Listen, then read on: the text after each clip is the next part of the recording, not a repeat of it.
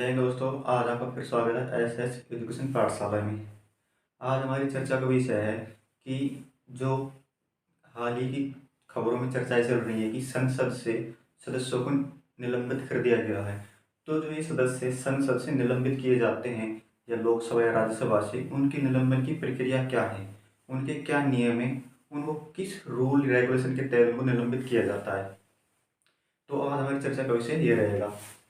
तो आपको पता होगा कि संसद के अंदर दो सदन, लोकसभा और राज्यसभा। लोकसभा और राज्यसभा।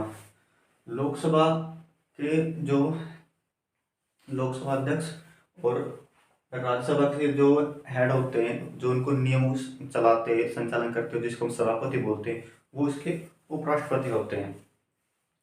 तो सबसे पहले हम चर्चा करेंगे कि जो लोकसभा है उसको, उसके अंदर जो संसद के अंदर उनके नाम प्रक्रियाएं चलती है, उनके रूल रेगुलेशन किस प्रकार होंगे, किस प्रकार के नियम होंगे कार्य करने के लिए, तो उसके बारे में चर्चा करेंगे। तो जो ही सदस्य लोकसभा से निलंबित किए जाते हैं, उनकी प्रक्रियाएं क्या हैं, उनके नियमों का वर्णन कहाँ पे किया गया है।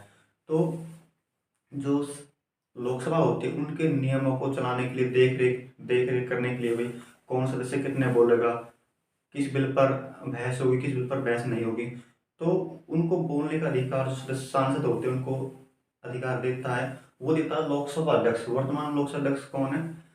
ओम बिरला जी हैं। ठीक है। तो जो लोकसभा के अंदर नियम है, नियम 373 के अंदर बताया गया है कि अगर लोकसभा के अंदर कोई सदस्य अमर्यादित या अव्यवस्थित आचरण करता है, तो अगर वो आर्टिकल 373 के अंदर बताया गया है कि लोकसभा का अगर कोई सदस्य संसद के अंदर अमर्यादित या अव्यवस्थित, यानी कि वो संसद की प्रक्रिया में बाधा डालता है, तो उस सदस्य को, जो कि लोकसभा अध्यक्ष होता है, वो सदस्य लोकसभा अध्यक्ष उस सदस्य को उस दिन के, यानी उस दिन की जो शेष कार्रवाई है उससे भाग लेने से रोक सकता है, और उसको सदन से बाहर जाने के लिए कह सकता है। आर्टिकल 273 के अंदर इस बात की चर्चा की गई है। ठीक है, यहाँ तक आप समझ गए। उसके बाद नियम 374 के अंदर बताया गया है कि अगर कोई सदस्य, ये तो आर्टिकल 373 के अंदर हो गया कि अगर कोई सदस्य संसद की कार्रवाई में बाधा डालता है, तो लोकसभा अध्यक्ष उस सदस्य को उस दिन की, याद रखें, उसी दिन की शेष कार्रवाई जाने के लिए कह सकता है। ठीक है। आर्टिकल 374 के अंदर इससे आगे की कार्रवाई के बारे में चर्चा की गई है। अगर कोई सदस्य 373 के बावजूद उसके ऊपर नियम 373 की प्रक्रिया हो चुकी है, अगर उसके बाद भी नहीं मानता है, फिर भी सदन की कार्रवाई में यानी कि अड़चन डालता है, बाधा उत्पन्न करता है, तो उसके बाद उस सदस्य को, जो पीठासीन अधिकारी होता है, यानी कि लोकसभा में जो लोकसभा अध्यक्ष होता है, उस सदस्य को उस सत्र, यानी कि वर्तमान में ये जो खबर चल रही है शीतकालीन सत्र की है, तो ठीक ऐसे इसको ऐसे मान सकते हैं, मान लो कोई सदस्य सदन की कार्रवाई बाधा उत्पन्न कर रहा है, मान लो सत्र 10 दिन का है, मान लो ऐसे मान लो 10 सत्र है जो कि 10 दिन चलने वाला है। ठीक है। अगर वो सदस्य सदन की कार्रवाई में बाधा उत्पन्न करता है, वो मान लो उस सत्र का तीसरा दिन है। ठीक है। और उस सदस्य के ऊपर नियम 354 के तहत कार्रवाई की जा रही है। ठीक है। तो जो 3 दिन के बाद जो 7 दिन बचते हैं, वो उस शेष सत्र जो शेष दिन बचते हैं उसको निलंबित किया जा सकता है। ठीक है। यहाँ तक आप बात समझ गए, जो नियम 374 की चर्चा की गई है, और इसके अंदर बताया गया है कि उस सत्र से भी या उससे आने वाले जो उसके बाद अगला सत्र होगा उससे भी निलंबित किया जा सकता है। इसके लिए वो सदन में प्रस्ताव पास करना होता है। ठीक है। इसके बारे में चर्चा की गई है। आप इस बात को समझ गए। ये थी लोकसभा के अंदर, लोकसभा से किस प्रकार सदस्यों का निलंबन किया जा सकता है। ठीक है। उसके बाद आते हैं राज्यसभा पे। राज्यसभा में नियम चर्चा की गई है।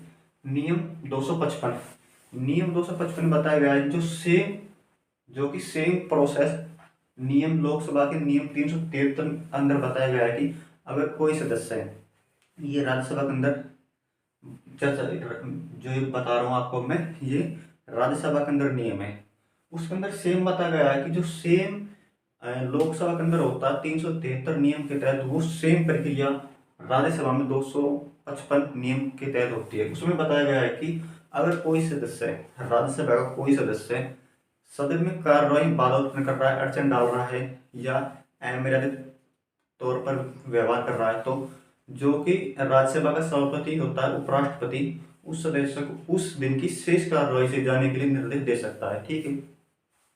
उसके बाद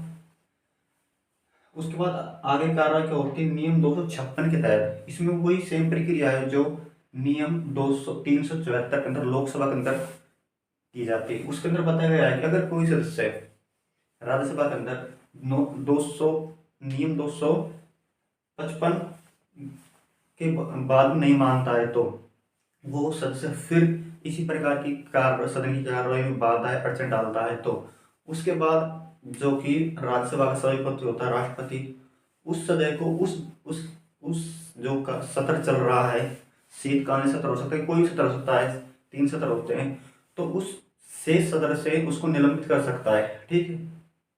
इसके अंदर एक प्रक्रिया और भी होती है, इसके तहत ही 256 के तहत ही जो कि होता है सभापति होता है यानी राज्यसभा के अंदर, जो कि उपराष्ट्रपति होता है, जो सदस्य है सदन की कार्रवाई में निलंबन कर रहा है, यानी कि जो बाधा या अड़चन डाल रहा है, उस सदस्य का नाम भी ले सकता है कि भाई आप कर रहे हो या आप कर रहे हो, उनको वो जो सभापति होता है उनको बाहर जाने के लिए कह सकता है। ठीक है। ये सेम प्रक्रिया नियम जो मैंने आपको बताना भूल गया था, सेम प्रक्रिया लोकसभा में 374 के अंदर भी होती है कि लोकसभा का अध्यक्ष 374 नियम के तहत उस सदस्य का नाम भी ले सकता है कि भाई एक आप अड़चन पहुंचा रहे हो, आप अड़चन पहुंचा रहे हो, आपको यानी कि उनको नाम लेके आप उनसे कहा जा सकता है कि आप सदन से बाहर जा सकते हो। और उस जिस सदस्य का नाम लिया जाता है, उस सदस्य को फिर बाहर जाना होता है। ठीक है। तो जो ये अभी हमने चर्चा की कि सदन जो संसद से जो सदस्यों का निलंबन होता है, वो उसकी प्रक्रिया क्या होती है, उसकी प्रक्रिया का क्या नियम है, क्या नियम नहीं है। उसके बाद एक बात आपको बता देता हूँ मैं कि जो उसके बाद जो सदस्य है संसद से निलंबित कर दिए जाते हैं, अब उनको ऊपर इसका क्या प्रभाव पड़ेगा, जो सदस्य निलंबित हो चुके हैं उनके उसका प्रभाव पड़ेगा कि वे संसद की कार्रवाई भाग नहीं ले सकते। ठीक है। किसी भी विषय पर चर्चा नहीं कर सकते, किसी भी विषय पर बोल नहीं सकते वे। तो कहने का तात्पर्य है कि उन सदस्यों पर अंकुश लगाया जाता है कि वे संसद की किसी भी प्रकार की कार्रवाई में भाग नहीं ले सकते हैं। ठीक है। न ही कोई किसी बिल पर अपना वोट दे सकते हैं, न ही कोई चर्चा कर सकते हैं। इस प्रकार की कार्रवाई यानी इस प्रकार की शर्तें जो सदस्य निलंबित हो जाती है उनके ऊपर लागू हो जाती है। ठीक है। तो जो अभी हमने चर्चा की, आपको उम्मीद है कि वो आपको अच्छी तरह समझ में आ गई होगी। वीडियो देखने के लिए थैंक यू। यदि आपको वीडियो अच्छे लगे तो चैनल को लाइक करें, शेयर करें, चैनल को सब्सक्राइब जरूर कर ले। अगर आप अपने दोस्तों के साथ भी शेयर कर सकते हैं। ठीक है।